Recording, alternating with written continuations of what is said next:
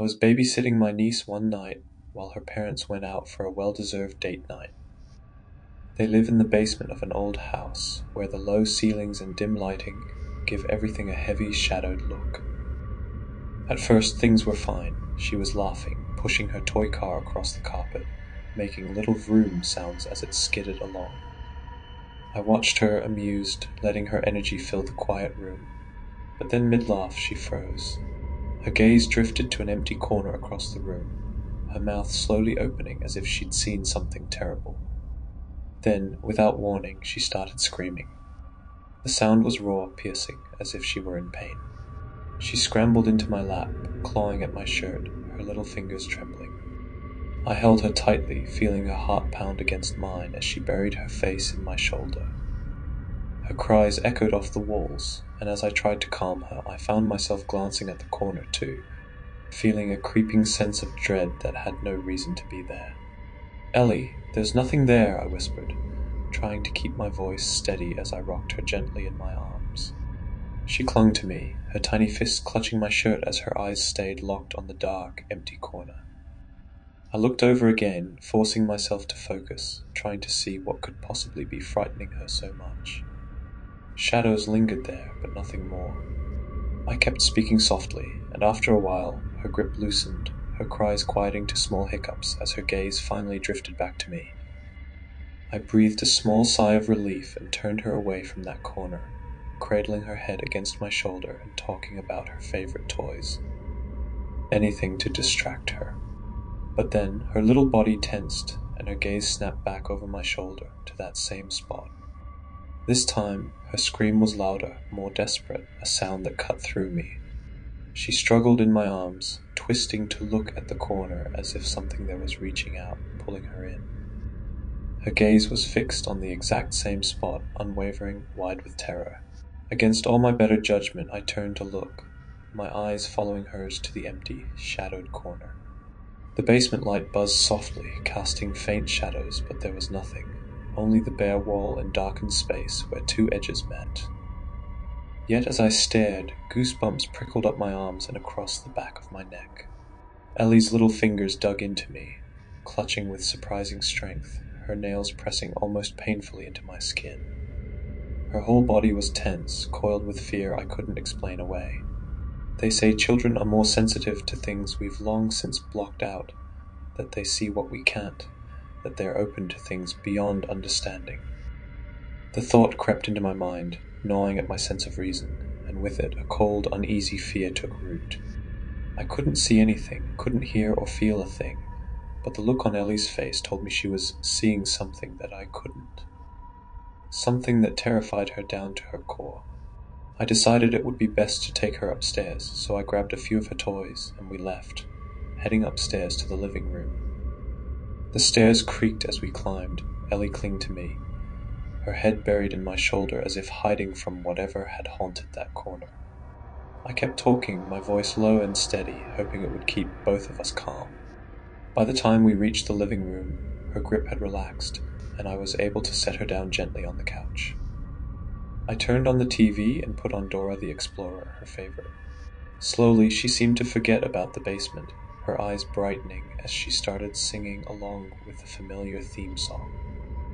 Relief washed over me as she began to play with her toys again, her laughter filling the room and pushing the eerie silence from my mind. I headed into the kitchen, glancing back occasionally to make sure she was okay. Opening the cupboard, I grabbed a can of soup and popped it into the microwave. The soft hum of the microwave was oddly comforting, grounding me after the strange, tense moments in the basement. Just as the timer ticked down, I heard a faint, familiar sound, a quiet whimper from the living room. I turned around, and there was Ellie, standing frozen in front of the TV, her wide eyes staring back down the hall toward the basement door. I rushed over, glancing down the hall into the empty darkness lingering at the top of the basement stairs. The shadows seemed thicker somehow, pressing against the doorway like a solid weight. For Ellie's sake, I tried to stay calm, smiling as I knelt down and reassured her, even though my voice felt shaky. "Let me just close the door, all right?" I said, my words more for my own reassurance than hers. I headed down the hall, each step making my pulse quicken. I kept telling myself it was nothing, that I was only spooked because of Ellie's fear, but the closer I got, the heavier the air seemed to grow. I reached the door and swung it shut, feeling the weight of it as it clicked into place. I tested the latch, making sure it wouldn't swing open. Turning back, I forced a smile, hoping she couldn't see the uncertainty in my eyes. "There's nothing to worry about, Ellie. Uncle Mikey's got you. You're safe." But even as I said it, a chill ran through me, the words feeling hollow. I could feel something lingering in the silence behind me, something I couldn't see, but somehow knew was there. We settled into the routine, Dora the Explorer playing in the background as Ellie sipped her soup, seeming more like her usual self, her earlier terror fading with each spoonful. I relaxed a bit too, thinking maybe it had all been a child's imagination running wild. Then my phone buzzed, breaking the comfortable lull. It was a text from my sister, checking in, asking how things were going, and if I wouldn't mind switching the laundry over. I smiled, telling her we were fine, that Ellie was loving her Dora marathon and her SpaghettiOs.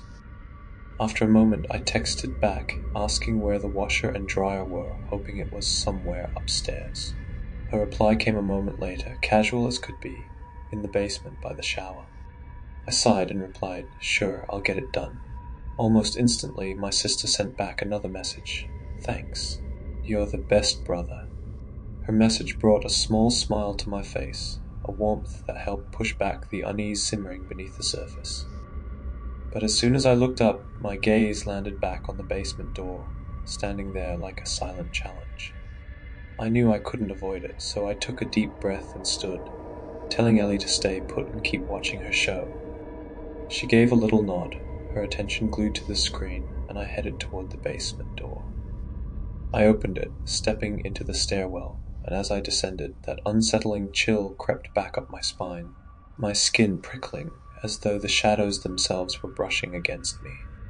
I tried to shake it off, telling myself how ridiculous it was, how there was absolutely nothing to fear. "Get a grip," I muttered under my breath, gripping the railing tightly. I was an adult, for crying out loud. The dark had lost its hold on me years ago, so why was I letting it crawl back now? Each step down felt heavier, as if I were walking deeper into some unspoken dread waiting at the bottom of those stairs. I flipped on every light switch I could find as I stepped into the basement, flooding the room with harsh, flickering light. The hum of the bulbs felt oddly comforting, like a barrier against the silence that had settled here. The shadows shrank away into corners, giving the basement an almost normal look. For a moment I managed to shake off the tension, focusing on the rhythmic task of moving damp clothes from the washer to the dryer.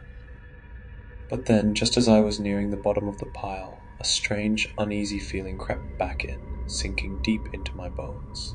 Goosebumps prickled across my arms, and a chill slithered up my spine, like 1,000 tiny legs scurrying up my back.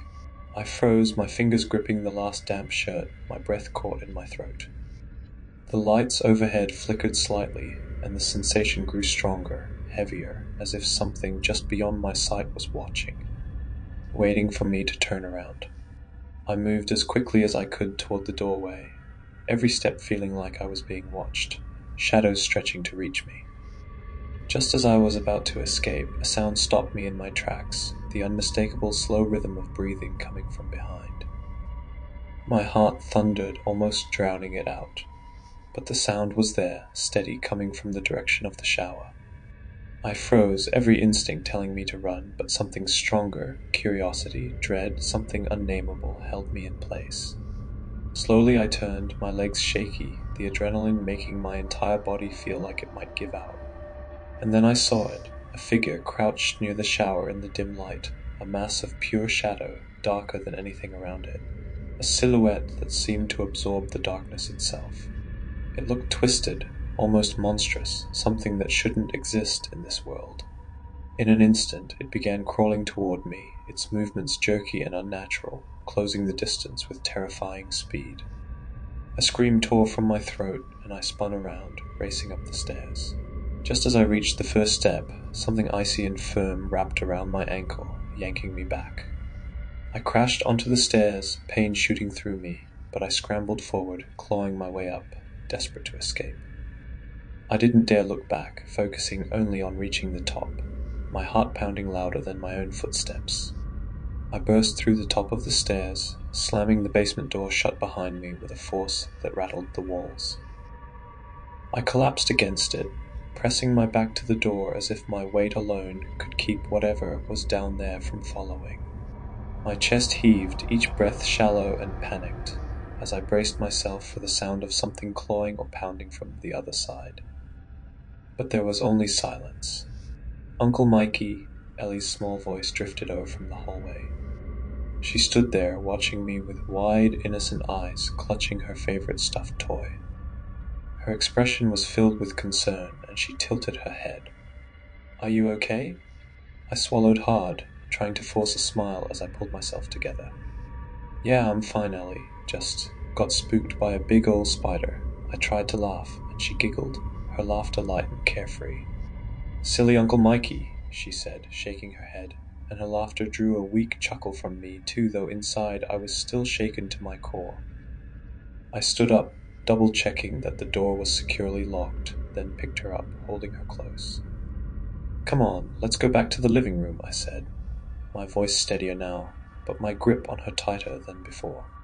The rest of the night passed without incident, but the silence felt heavy, as if something were waiting, lurking just out of sight.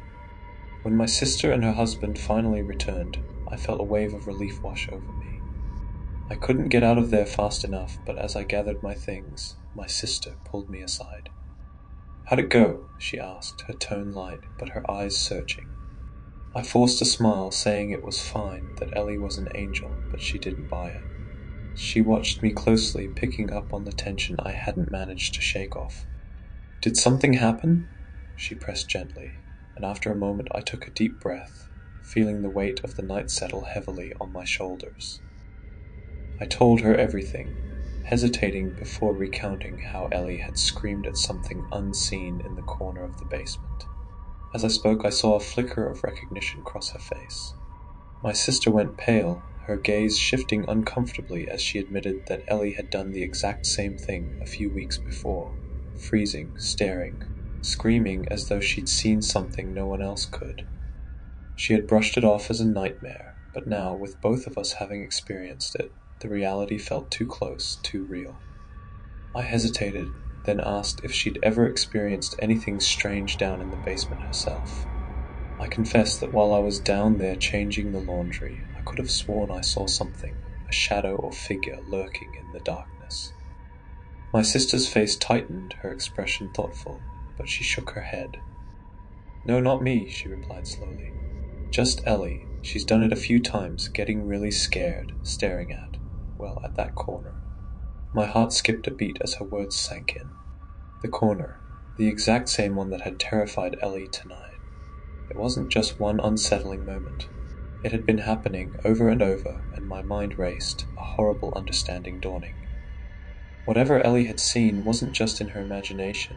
It was something real, something hiding just beyond the reach of the light, waiting in the shadows of that corner. A strange, uneasy feeling kept me rooted in place as I wrestled with the urge to leave. Part of me wanted to run, put as much distance as possible between myself and that basement, but another part felt a deep gnawing worry for my sister and niece. My sister reassured me, brushing off my concern, telling me they'd be fine. With a reluctant nod, I finally left, hoping that maybe I'd just overreacted, that it was my imagination playing tricks on me. Back in the familiar safety of my own home, the tension slowly unwound. The silence was comforting now, and I started to feel grounded again. I decided a hot shower would help wash away the last of that eerie feeling. So I turned on the water and let it cascade down, the steam filling the bathroom like a warm cocoon. As the water ran over my back, a sudden sting cut through the heat, sharp and burning against my skin. Frowning, I looked down, twisting to see the back of my leg, and my stomach dropped. 4 wide, deep red scratch marks trailed down my calf, raw and unmistakable, as if something had clawed at me. The realization hit me like a punch to the gut, a cold dread settling into my bones. Whatever I saw in that basement hadn't been my imagination. It was real, something lurking in those shadows, something that could reach out and leave marks. And it was still there, left behind in that dark corner with my sister and my niece, hidden in the same shadows Ellie had stared at in terror. A shiver ran down my spine, the fear clawing its way up, sharp and unrelenting. I wanted to believe it was over, that whatever had happened was just my mind playing tricks, but the evidence was there, raw and unmistakable, carved into my skin like a warning.